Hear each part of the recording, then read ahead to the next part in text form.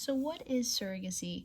Surrogacy is a method of assisted reproduction. The intended parents work with a surrogate to get them to carry the baby or the babies until term, and then the intended parents will become the child's or the children's parent or parents after birth.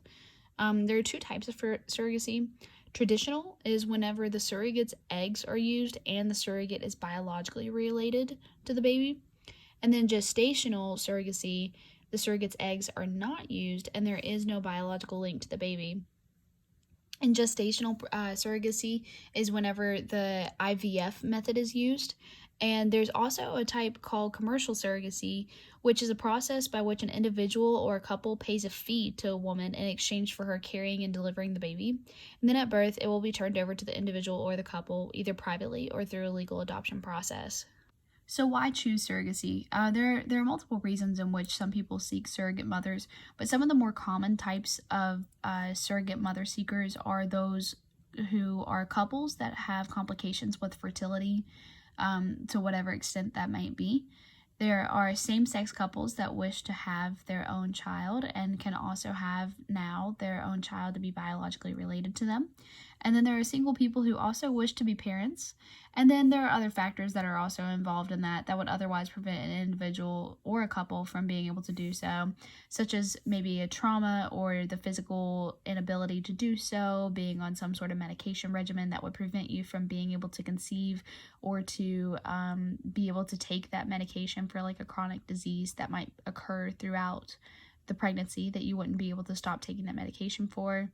Or it could be something as simple as just being too old and unable to conceive. So some of the pertinent ethical issues that are involved in this situation are the attachment with the gestational mother. So the pregnancy process is physically and emotionally taxing to a surrogate mother, and so this might present a difficulty with the detachment of the child or from the child whenever it's born. The surrogate mother might have some difficulty with detaching herself emotionally from the child. The next issue might be the involvement of the gestational mother. So, what involvement might the surrogate mother have with the child after it's born? And then another issue that might present would be the identity of the child. So would the child be informed of his or her surrogate mother, and what role would they play, if any, in their life? Another issue would be the compensation of it. So would the surrogate mother be reimbursed for any medical expenses or other related expenses to the pregnancy? Or would they be able to pay a fee for even carrying the child and giving birth to it? Some more ethical issues to be considered are the pregnancy decision making. Who is responsible for choosing the treatment options? Would it be the gestational mother, or would it be the parent that will be receiving the child or the children after birth? Some other things too to consider would be the intake for the surrogate mother. So would they be required to take vitamins? Would they have to modify their diet to have, a vegan or a vegetarian, or an increased amount of this or a decreased amount of this? Would they also have lifestyle habits to consider, such as an addition or a removal of habits? Would they have to quit work, or would they have to increase the amount of exercise that they partake in, or would they have to change their sleep schedule? Things that would not only impact the pregnancy itself and the mother, but it might also impact the future going forward for the adoptive parents following the birth. So, can surrogacy take place everywhere? And the answer is technically no. Commercial surrogacy, which is, paying the fees, it's legal in India, in the Ukraine, and in the state of California. And then in locations where only altruistic surrogacy is acknowledged, it's considered illegal to be in England, in many states of the United States, and Australia. Some places, however, do not recognize any surrogacy agreements whatsoever, and those places include Germany, Sweden, Norway, and Italy. But India is a favorite destination for fertility tourism. So in India, as per law, the surrogacy furthers the right to life under the Article 21 of the Constitution, and it states, the relation of the surrogated mother to the child is she is carrying nothing but womb leasing or womb for rent. After birth, she has no right to keep the child because she is neither the mother, where both the ova and the sperm are from different persons, nor the owner of the genetic material. She is only a contractor who is willing to give the end product once the contract between her and the person has been fulfilled. So, who are the stakeholders in this situation? One of them would be the adoptive parent or the parents of the baby, which the post birth parents are essentially customers that may be affected by the outcome of the pregnancy or the birth. And then technically the surrogate mother may also be a stakeholder because the outcome of the child in which that they birth may impact their overall health, or the baby that they produce might not meet the customer requirements.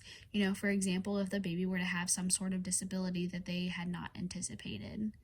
So, ethical terminologies that are associated with this, two of them stuck out to me significantly, will be patient autonomy, which the patients have the right to be able to choose their own paths regarding their health and their treatment. So, would the surrogate mother have to take the consideration of the adoptive parents into their health? If they feel like one method would be most efficient for them going forward, if there was some sort of issue that they would have to treat, would they have to take into consideration somebody else's decision?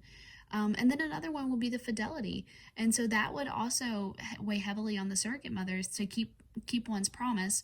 So the surrogate mother would have to keep their promise of giving over the child once the child has been given birth to. So in my opinion, I've never faced a situation like this, but I do know some friends that have been in a similar circumstance, and I've had to just kind of think to myself of how I feel about the situation. And again, I'm not speaking from personal experiences, but as of right now, this is my opinion where it stands. I feel that a surrogate mother should be able to make their own decisions based off of their health and well-being and on the baby's health and well-being, because essentially, it is her body that she's making the decisions for if something were to arise where she would have to make some sort of health-based decision. And I also feel that the adoptive and the post-birth parent or parents, they should have a say in what the surrogate does, but they shouldn't have full authority over the situation. So they might be able to voice their preference or their opinion, but ultimately it should be up to the surrogate mother to proceed with however she deems fit, as long as it's within a reasonable expectation.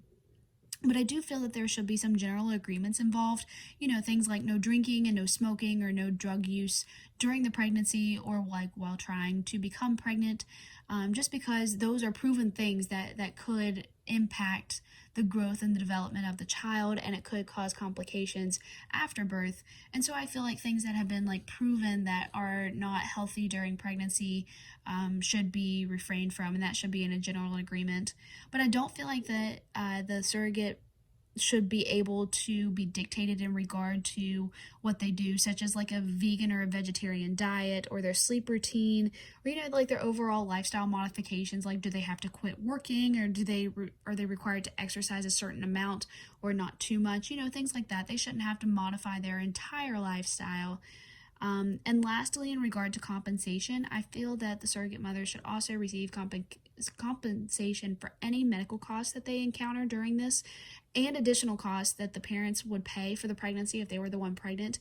So, say for example that I were to go and buy an extra amount of food during my pregnancy to be able to eat for both me and the child, I feel like that amount should be compensated. And lastly, I also feel that the physical toll that it takes on the body should be compensated, both including the 9 months of being pregnant and the birthing process.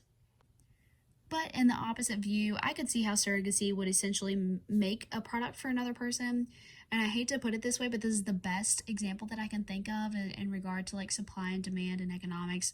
A buyer may essentially want their product in a certain way. So if you think about it, if you are paying for something, you want your money's worth and you want how you want it to be, like whenever you go to the store and you have an expectation for an item, if there's something wrong with it, or if it's not something that you paid for, it's not something that you agreed for, it might cause an issue. So I could also see how a modification of a lifestyle choice should be considered and implemented if it makes some sort of alteration in the health and well-being and the overall outcome for a child.